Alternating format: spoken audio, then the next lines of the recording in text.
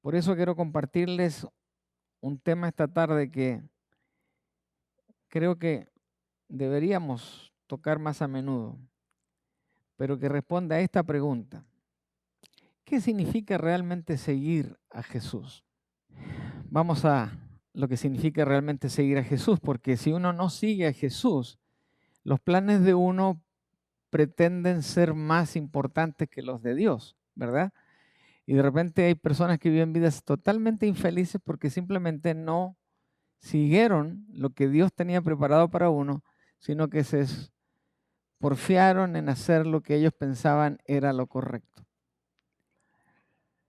Cuando yo estaba como en cuarto, quinto año, hermana Gladys, habían un par de diáconos ahí en su equipo de contadores, partiendo con el hermano Arroyo, que un día me detiene y me dice, Exequiel, yo sé que estás estudiando ingeniería y fíjate que tengo este problema en mi casa.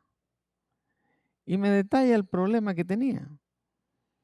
Y pues yo, de acuerdo a lo que ya sabía, le dije, hermano, tendría que yo verlo con mis propios ojos, pero creo que usted tiene un problema serio estructural en su casa.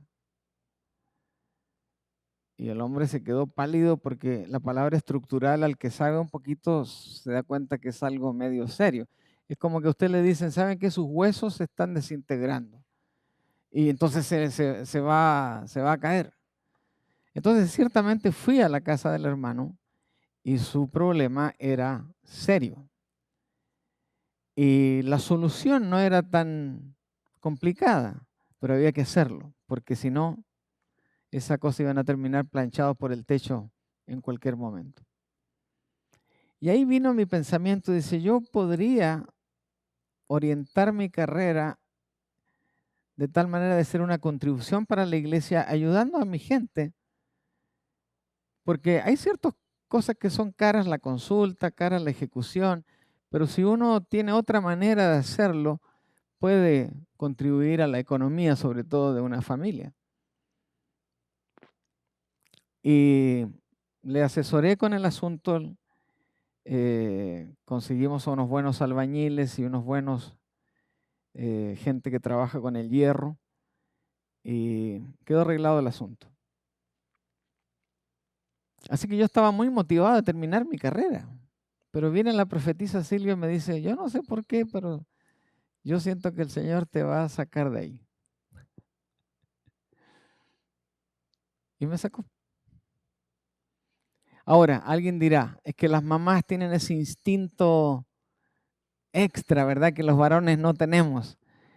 Es cierto, pero en el área espiritual, ¿quién puede ser un consejo así como ese? Alguien que tiene al Señor en su corazón. No, un pagano no va a hacer ese tipo de observaciones, ¿verdad? Así que, ¿qué significa realmente seguir a Cristo? Quiero partir diciéndoles que, por ejemplo, en los evangelios de Mateo, Marcos, Lucas y Juan, el mandamiento de Jesús fue el siguiente: sígueme. Y esta palabra apareció muchas veces al inicio del ministerio de Jesús. Por ejemplo, quiero citarles algunos pasajes. Jesús le dijo, sígueme y deja que los muertos entierren a sus muertos. ¿Dónde estaba la prioridad de vida para Jesús? En los vivos. Los que se murieron ya se murieron. Deja que los muertos entierren a sus muertos, tú sígueme. Al continuar Jesús su camino, vio a un hombre llamado Mateo, que estaba sentado donde se cobraban los impuestos y le dijo, sígueme. Y Mateo se levantó y lo siguió. ¿Se acuerdan de Mateo?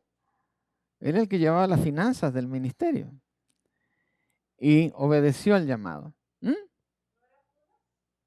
No, el que manejaba las finanzas era Mateo, el que guardaba la lana era Judas. Yes, ma'am. No. El dinero pesaba en ese tiempo. No, de veras, porque eran monedas de material grueso y tosco. Entonces usted ponía ahí unos $20 de moneda y andaba así. Otro más. De paso vio a Leví, hijo de Alfeo, que estaba sentado donde se cobraban los impuestos. También trabajaba con lana. Y le dijo, sígueme. Y Leví se levantó y lo siguió. Otro más. Después de esto Jesús salió y vio a un cobrador de impuestos, Leví, que estaba sentado donde se cobraban los impuestos y también le dijo, sígueme. Es el mismo Leví anterior en la versión de Marcos y la otra versión en Lucas. Y este hombre obedeció. Al día siguiente Jesús quiso ir a Galilea y halló a Felipe. Aquí está. Y le dijo, sígueme. ¿Qué hizo todas estas personas? Lo siguieron. ¿Conocían a Jesús? No, muy bien. Todo el mundo sabía que andaba alguien ahí medio curioso dando vueltas, pero que llegara a enfrentarse a cada uno de ellos y le dijera, oye, sígueme, te necesito, y lo siguieran, ya era una situación tremenda. ¿Por qué pasaba esto? Bueno, 1 Timoteo 2:5 nos da una respuesta, porque hay un solo Dios y un solo mediador entre Dios y los hombres. ¿Cómo se llama ese Señor?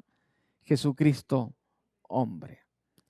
Él tenía una autoridad que no otra persona tenía, por eso con tanta docilidad estas personas aceptaron el seguir, pero también aún a pesar de eso, ellos percibían que Jesús no era cualquiera que les estaba invitando a una fiesta o una ida a pescar al lago. No, era algo mucho más pesado. En muchos casos,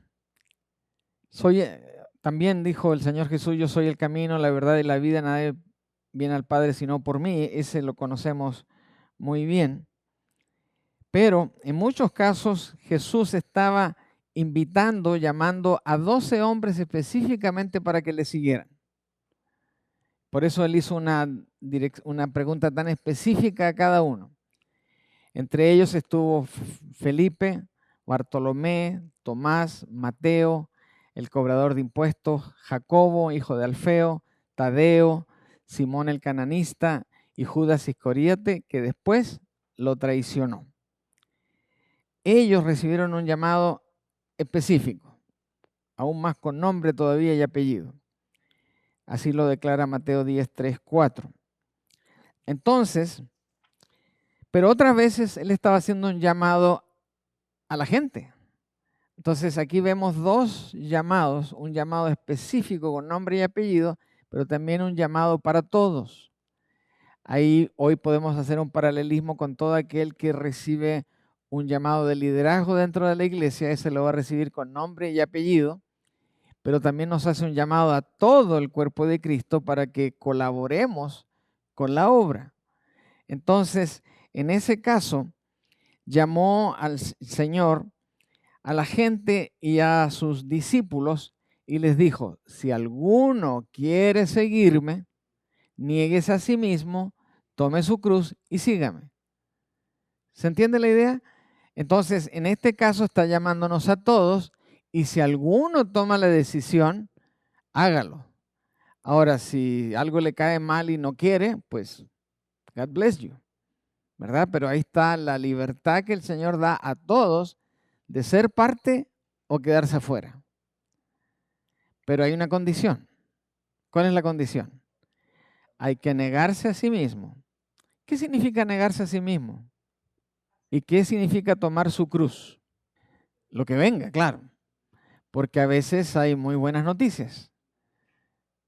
Cada quien recibe una oportunidad. Como uno la aproveche, es la diferencia. Si alguno quiere seguirme, niéguese a sí mismo, tome su cruz y con la cruz arriba, sígame, porque no te la voy a quitar. Ahí va a estar. Y acuérdense que cuando después le dieron los latigazos al Señor, de premio, ¿qué le hicieron? ¿Alguien se acuerda del premio que le hicieron? Una corona de espinas y lo hicieron cargar su cruz. Hasta que en la fuerza humana él no pudo. Entonces a un soldado generoso ahí se le ocurrió y dice, ven tú, agarra el pedazo de cruz que te más pesa y tú llévala y él que lleva el otro pedazo. Es decir, la vida, aún hasta la vida del Hijo de Dios, no estuvo solo plagada de cosas buenas. Hubo pruebas y hubo cruces. En Mateo 10 también encontramos que Jesús indicó claramente lo que significa seguirlo. Y quiero que presten mucha atención en este pasaje. Él dijo, no piensen que he venido para traer paz a la tierra. No he venido para traer paz, sino espada. He venido para poner al hijo contra su padre, a la hija contra su madre y a la nuera contra su suegra. Los enemigos del hombre serán los de su casa. El que ama a su padre o a su madre más que a mí, no es digno de mí. El que ama a su hijo o hija más que a mí, no es digno de mí. El que no toma su cruz y me sigue, no es digno de mí. El que haya su vida conmigo, la perderá. Y el que pierde su vida por causa de mí, la hallará. ¿Cómo suena eso?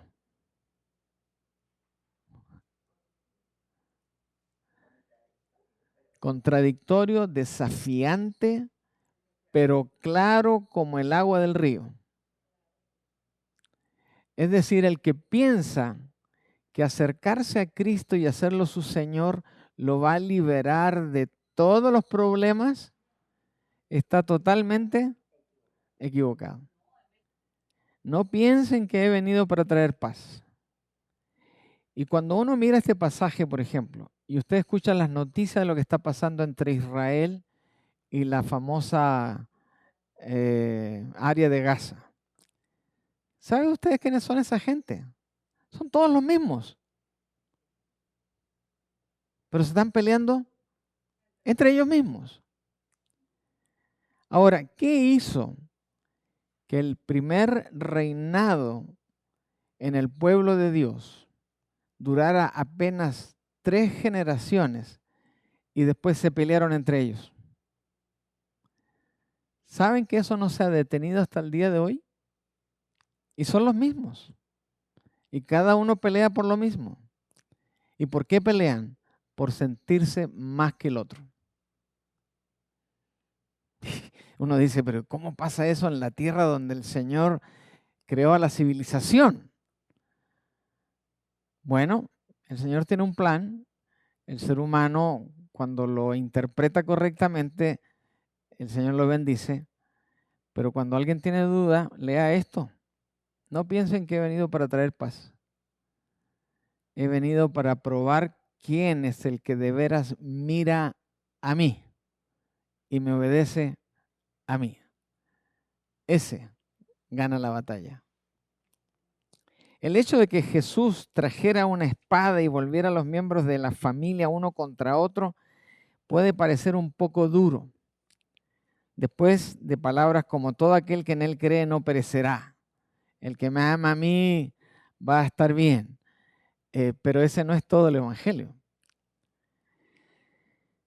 Jesús nunca, y esta es una frase bonita para tener en mente, nunca suaviza la verdad, y la verdad es que seguirle a Él siempre nos va a conducir a decisiones difíciles. Difíciles. No sé si les ha pasado alguna vez, pero en mi vida de joven estudiante y de mis primeros oportunidades de trabajo, ya como trabajando, digamos, después de una conversación hubo personas que nunca más me hablaron. Porque según esto los herí en sus sentimientos. Y cuando alguno después me preguntó, dice, pero ¿y por qué estamos así? Dice, porque tú preguntaste y yo te contesté. Ahora, lo que pasa es que con la mayoría de esa gente no conocen el libro de Dios. Saben que existe, saben que dice algo bueno, pero como no lo conocen, dicen barbaridades y media. Entonces, cuando uno les dice, no, la Biblia no dice eso, dice esto otro. Y te lo muestra uno para que no piensen que lo está engañando. Entonces, y como dice este pensamiento, pues nunca suaviza la verdad. ¿Cómo podemos suavizar la verdad? Lo que es verdad y aguántese quien tenga que aguantarse. Volver atrás a veces puede parecer muy atractivo, pero cuando la enseñanza de Jesús pasó de las bienaventuranzas, han leído las bienaventuranzas, ¿verdad? Capítulos 5 y 6 de Mateo, ahí están todas las bienaventuranzas. Bendito aquel que acá, que hace lo bien, le va a ir bien y que todo. Es un poema al amor y a las cosas hermosas. Ojalá si fuera la vida siempre, ¿verdad? Pero no es así.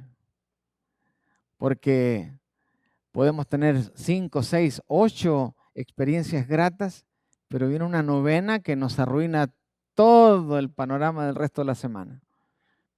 Y es una persona que entra y uno no se imagina que trae al diablo adentro. Porque se ve hasta bien peinado, ¿verdad? Pero resulta que con carita de inocente. Entonces, ¿cómo puede suceder eso si todos somos criaturas del Señor? Sí, somos criaturas del Señor, pero no somos hijos del Señor. Así que cuando Jesús pasó de las bienaventuranzas a la cruz venidera, ya la cosa se puso color de hormiga. O sea que no todo aquí es Bills y pap, como decimos en Chile, no todo es felicidad, no todo es perfecto, sino que viene un asunto serio. ¿Quién se quiere morir por los demás? Yo los quiero mucho a ustedes, pero no.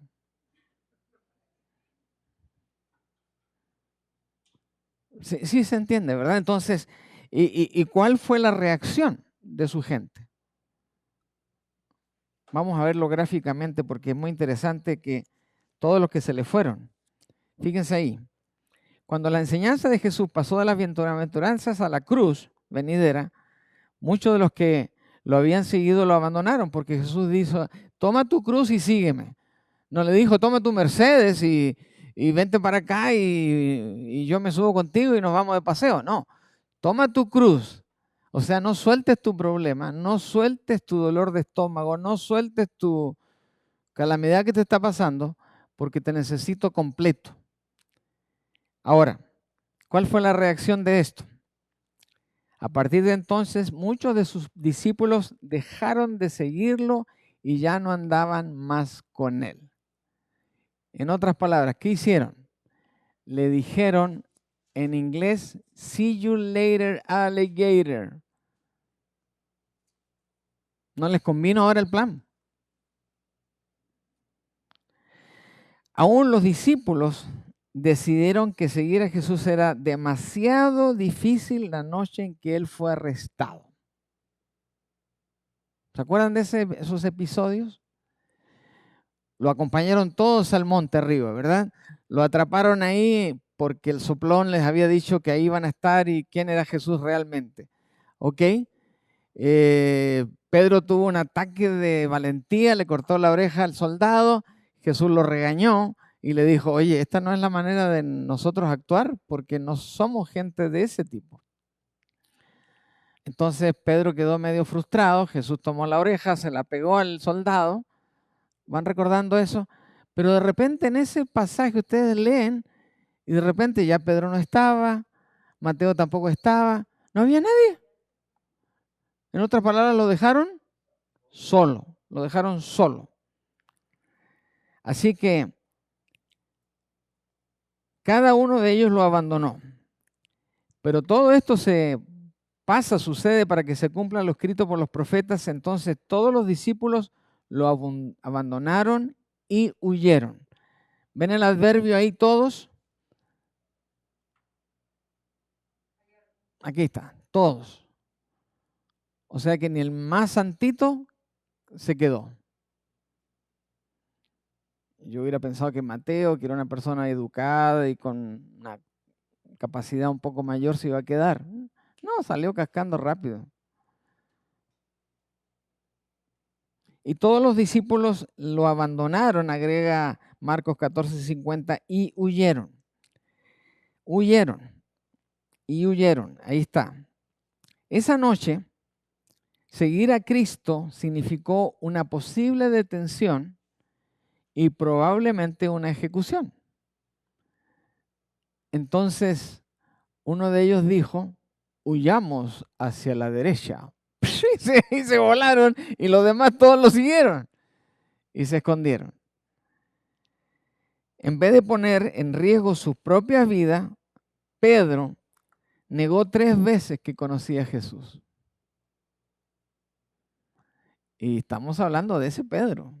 Yo les he narrado algunas cosas de la personalidad de Pedro que lo ponían otra vez en su vulnerabilidad como hombre, porque cuando se le salía el indio, decimos en Chile, se le salía.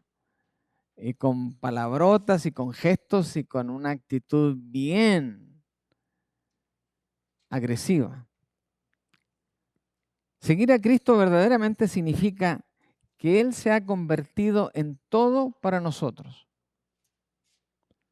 Van conmigo porque aquí hay un desarrollo de la idea para entender que si decimos ser cristianos, tenemos que asumir esto. Porque hay algunos cristianos que son cristianos de corbata y de domingo.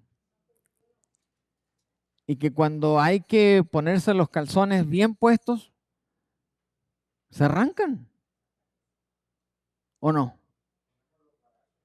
Con guarache o sin guarache, algunos sale corriendo igual porque no quiere arriesgarse a ser victimizado por la fe. Todo el mundo sigue algo, los amigos, la familia, la cultura popular, los deseos egoístas o sigue a Dios. Solo podemos seguir a una cosa a la vez. Nadie puede seguir a 2 cosas a la vez. Si no, trata de agarrar a 2 conejos, a ver cómo le va. Dios declara que no deberíamos tener ningún otro Dios delante de Él. Solo yo, dice el Señor. No tendrás otros dioses ajenos delante de mí. ¿Qué mandamiento es ese? El número 1. Dios es un Dios celoso. No es un Dios neutro. Sus hijos somos sus hijos. Y claro, si nosotros nos salimos, Él respeta. Pero si alguien trata de robárselos, you better watch out. Entonces, Dios declara que no deberíamos tener ningún otro Dios delante de Él. Seguir a Cristo verdaderamente significa que no seguimos a alguien o a algo más. No podemos, no debemos. Jesús le dijo en Lucas 9:23 lo siguiente: si alguno quiere venir en pos de mí, niéguese a sí mismo, tome su cruz cada día, no los domingos nomás, cada día, y sígame. ¡Ja! Y sígame. ¿Está claro lo que dice Jesús? No existe tal cosa como un discipulado a medias. De lunes a viernes soy una persona que tiene un Dios y el sábado y el domingo tengo a otro. Dios no es de compartir. Como lo demuestran sus discípulos, nadie puede seguir a Cristo por el poder de su propia fuerza y su voluntad. Por ejemplo, los fariseos eran buen ejemplo.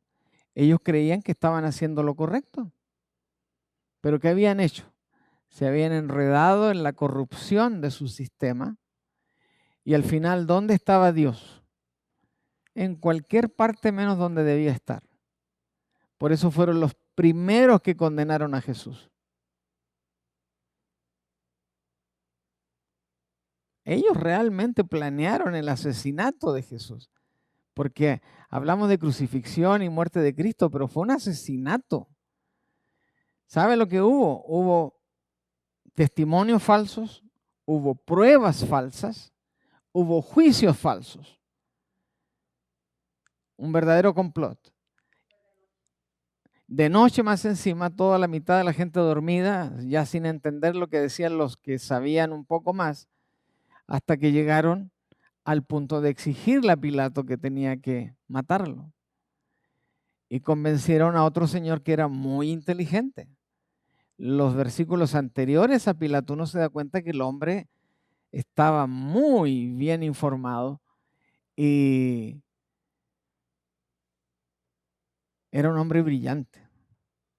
Solo que por la política hay gente que comete errores simplemente por mantenerse en la política, sabiendo que lo que han decidido está mal, pero por políticamente correcto van con el error, pensando que se va a arreglar el problema en el camino. Nunca pasa eso. Ya hace un par de meses me encontré con un libro de un destacado historiador romano, que sin que nadie pensara que él estaba escribiendo la historia del Imperio Romano frente a los judíos, y cuando uno se pone a leer eso, es una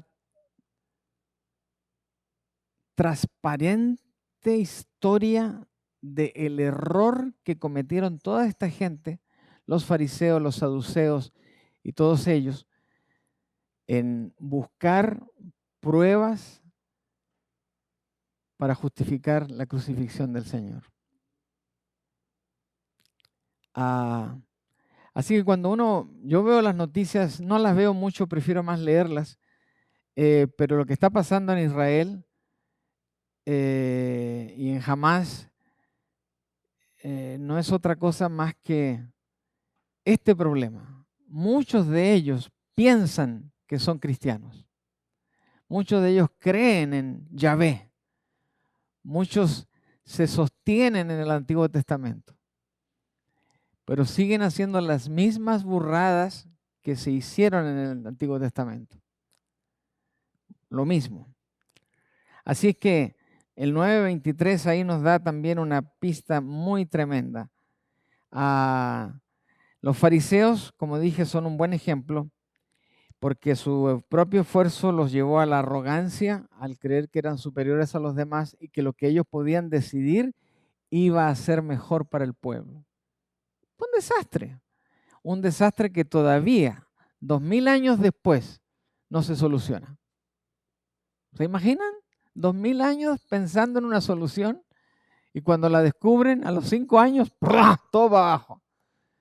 Y lo que pasa entre medios son miles de vidas, sobre todo de niños y mujeres, que son eliminadas. El Señor les dijo a los fariseos: ustedes los fariseos limpian por fuera el vaso y el plato, pero por dentro están llenos de robo y de maldad.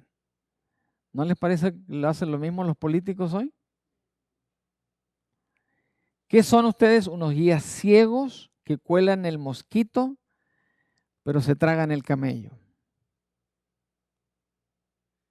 ¿Se entiende ese? Es grosero, ¿eh? Ustedes son guías que cuelan el mosquito. O sea, le sacan las moscas al caldo, pero le dejan toda la cochinada con que se hizo el caldo. Es una frase fuerte, muy fuerte. Así que él dijo: el espíritu es el que da la vida, la carne para nada aprovecha. La carne es el objeto que más rápido nos lleva a la corrupción, nos lleva a la tentación, nos lleva al fracaso, nos lleva a caer en la perdición. Si no tenemos un espíritu fuerte, el cuerpo se desata. Se desata. Ahora, por eso os he dicho que ninguno puede venir a mí si no le fuere dado del Padre. ¿Qué quiere decir esto, hermanos? Quiere decir que el Señor a todos nos da la oportunidad en algún momento de la vida de verlo claramente. Y cuando eso sucede, si somos lo suficientemente inteligentes espiritualmente, nos vamos a agarrar de Él con las dos manos. Ahora, si lo tomamos como una diversión de un domingo, 2 domingos, 3 domingos, pues al cuarto, hoy día no tengo ganas de ir a la iglesia. Y no voy. Total, digo, yo estoy en control de la situación, así que el otro domingo voy y me pongo al día. Tampoco voy.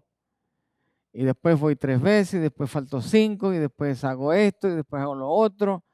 Entonces, ¿dónde queda nuestro compromiso, nuestra calidad de vida espiritual? No estoy siguiendo a Cristo, estoy siguiéndome a mí.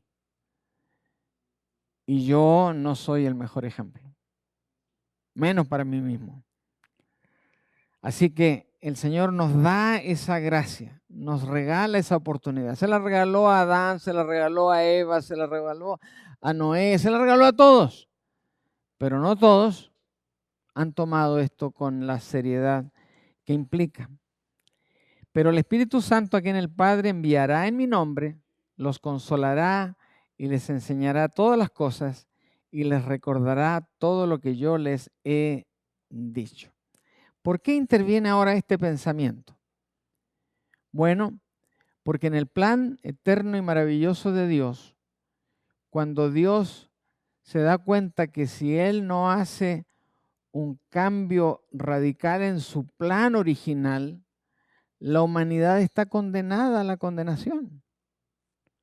Entonces, el Señor, en su soberanía, dice, bueno, yo soy Padre, yo soy Hijo y soy Espíritu. Pero de estos 3 personalidades que yo tengo, el Espíritu en su poder no ha sido entregado a plenitud todavía. A lo mejor porque aunque Él lo entregó, la gente no lo valoró. Entonces Él dijo, pues a lo mejor no está ayudando mucho. Pero ahora viene un cambio en el plan de Dios.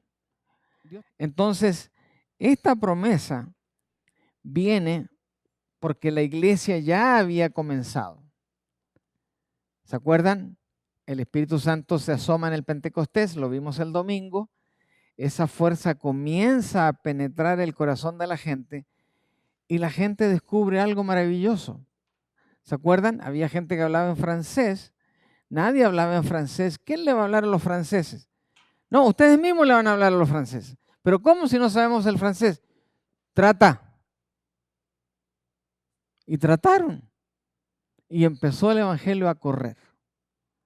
Por eso en esos primeros cultos pasaron de 120 a 3,000, a 5,000.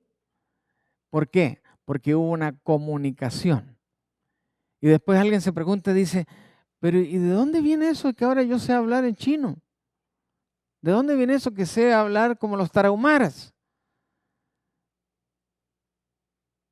Ese es el Espíritu Santo interviniendo maravillosamente en nuestra mente y en nuestro corazón.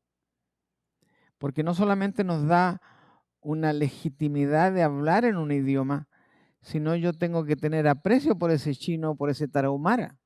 Porque ese no se ve igual que yo, no huele igual que yo, no come lo mismo que yo, pero tengo que hablarle de Cristo. Entonces tengo que comer las mismas lagartijas que el otro come y las mismas hierbas o raíces que come el otro. Entonces, ¿de dónde viene esa, no solo simpatía, sino empatía? ¿De dónde viene? Bueno, viene de ese Espíritu Santo que nos dice, bueno, si quieres ganarte a ese, pues gánatelo bien. Y te va a costar, pero lo vas a lograr. Entonces, cuando venga el Consolador, el Espíritu de verdad, el cual procede del Padre y a quien yo les enviaré de parte del Padre, Él dará testimonio acerca de mí. Saben que hay una tentación grande. Yo creo que al hermano Palomino le ha pasado igual que a mí esa experiencia compartiendo el Evangelio con alguna persona. De repente sale tan bonito lo que estoy diciendo, ¿verdad? Dice, wow, estoy convenciendo a este cristiano para que se haga cristiano. Y de repente, ¡pah!, nos llega una cachetada y dice, you are not the guy, brother. ¿Ha pasado? ¿Verdad? Y nos pasa a todos, porque a veces se nos sube la bilirrubina, como dice el dicho por ahí, y creemos que nosotros somos los que estamos convenciendo a alguien. Hermanos míos, yo no convenzo a nadie. Jesús advirtió a sus seguidores que no debieran comenzar a testificar de él, como dijo, hasta que seáis investidos del poder desde lo alto. Eso está en Lucas 24 y en Hechos 1:4. Es decir, si yo pienso en algún momento que puedo por mis propias fuerzas, estoy cometiendo el error más grande del testimonio cristiano. Si mi Señor no está conmigo, yo valgo cero, un cacahuate. Claro. Entonces, ¿cuándo somos investidos del poder de lo alto? Cuando usted habla y no sabe lo que dijo, pero la persona creyó.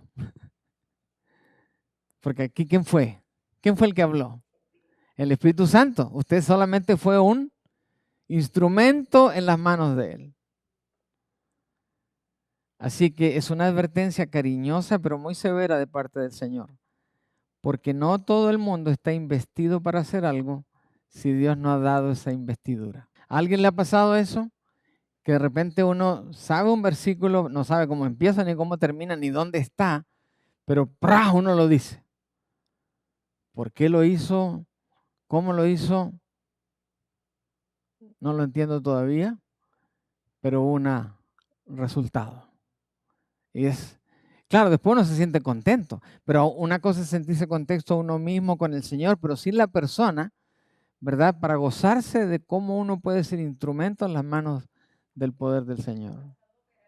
Y debemos buscar ser investidos cada vez que vamos a hacer algo que sentimos que no es fácil. Hágalo, pero sometido al Señor. Seguir a Jesús significa esforzarse para ser como Él. Otra manera de decirlo es, para seguir a Cristo verdaderamente significa hacerle a Él el jefe. Porque la mayoría de nosotros queremos ser siempre el jefe o la jefa. Y a veces las mujeres son más expertas que los hombres en eso. Entonces, ¿quién es el jefe del cristiano? El Señor Jesús. El Señor Jesús. Eso es lo que significa hacer a Jesús el Señor de nuestras vidas. Si lo decimos de boca para afuera, pero no de boca para adentro, estamos fritos. Entonces, cada decisión, cada sueño debe filtrarse a través de su palabra. ¿Para qué? Para que podamos glorificarlo. Porque si no, seremos unos Judas dentro de la iglesia. Seremos unos Judas dentro del cuerpo de Cristo. Porque aquí viene otra buena. Efesios 2, 8 y 9 transmite este pensamiento. No somos salvos por las cosas que hacemos para Cristo, sino que somos salvos por las cosas que Él ha hecho por nosotros. Nosotros no tenemos ni un gramo de héroes en esto. Él ha hecho todo por nosotros. Debido a su gracia, debemos querer agradarlo en todo siempre. Y esto solo se logra cuando permitimos que el Espíritu Santo sea el que gobierne nuestras vidas y especialmente nuestros pensamientos. Por eso, hermanos, dice Efesios, no se emborrachen con vino, lo cual lleva al desenfreno. Más bien llénense del Espíritu. Mientras más tengamos la presencia del Espíritu Santo en nuestro corazón, será mucho más fácil nuestra lucha contra el mal y contra todo aquel que no esté con Cristo. Así que la Escritura explica con muchos detalles esto y nos capacita con los dones espirituales que no todos tenemos los mismos, gracias a Dios, porque la idea es que haya diversidad de dones, ¿verdad? Y ahí nos rinde más el trabajo. Pero entre esos dones está el consuelo y la guía. Entonces, aún en situaciones complicadas que vivimos, de repente tenemos que detenernos solo para que el Espíritu Santo nos cure y nos ponga ese bálsamo sabroso que refresca nuestra vida para seguir adelante. Por eso termino con esta otra. Entonces, ¿qué es eso de qué significa realmente seguir a Jesús? Bueno, seguir a Cristo significa aplicar las verdades que aprendemos de su palabra y vivir como si Jesús caminara junto a nosotros en persona. Es decir, si yo tengo a mi Cristo cada mañana, cada tarde, cada día al lado de mí y yo quiero decir algo bueno, ¿a quién voy a imitar? Voy a imitarlo a Él. Entonces, ¿físicamente Él está al lado mío? No, pero espiritualmente sí está al lado mío. Ahora que me hago el sordo de repente, me hago el sordo. Bueno, a mí me ha pasado o me pasa, no sé ustedes que son santos más que yo. Claro. Por eso venía este otro pensamiento a mi cabeza, es que no se vale solo saber los versículos. Si yo no he vivido cada versículo, claro. Entonces, seguir a Cristo significa aplicar las verdades que aprendemos de su palabra y vivir como si Jesús caminara junto a nosotros en persona. Les dejo de nuevo esta frase. ¿Qué haría Jesús en mi lugar? ¿Qué diría Jesús en mi lugar? ¡Wow! Y eso nos detiene con una fuerza tremenda cuando podemos decir algo que metemos la pata para el resto de la vida y que cuesta siglos a veces en reparar. Entonces,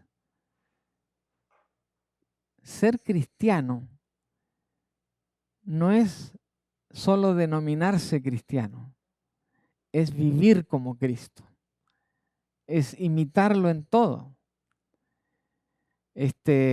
Porque ¿quién de nosotros está dispuesto a recibir 10 latigazos y ponerse todavía de nuevo para que le den 29 más?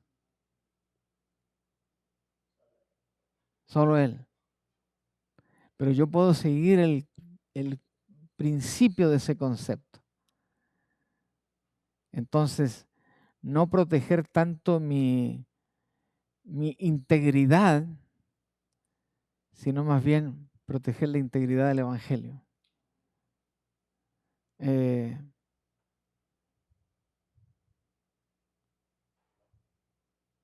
No es fácil ser cristiano,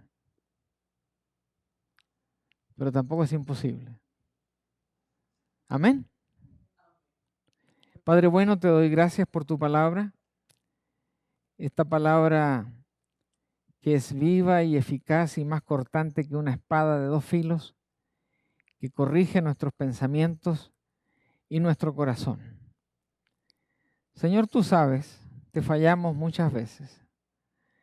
Pero Señor, si hay algo en lo cual queremos siempre perseverar, es que queremos volver siempre a tu palabra, a tu evangelio y a ese maravilloso Espíritu Santo que nos convence, redarguye nuestros corazones y nos hace ver cuando estamos equivocados. Señora, ayúdanos a ser dóciles para cuando ese Espíritu nos diga no es por ahí, pues que no vayamos por ahí, sino que reorientemos nuestro quehacer de tal manera que tú seas honrado. Señor, gracias por tu consuelo, gracias por tu presencia en la vida de cada uno de nosotros. Y ahora, Padre, te pido que vayamos todos a casa con seguridad y que el próximo domingo nos podamos gozar donde quiera que estemos del mensaje de tu palabra. Todo esto, Padre, con acción de gracias te lo pido en el nombre de Jesús. Amén. Amén y amén.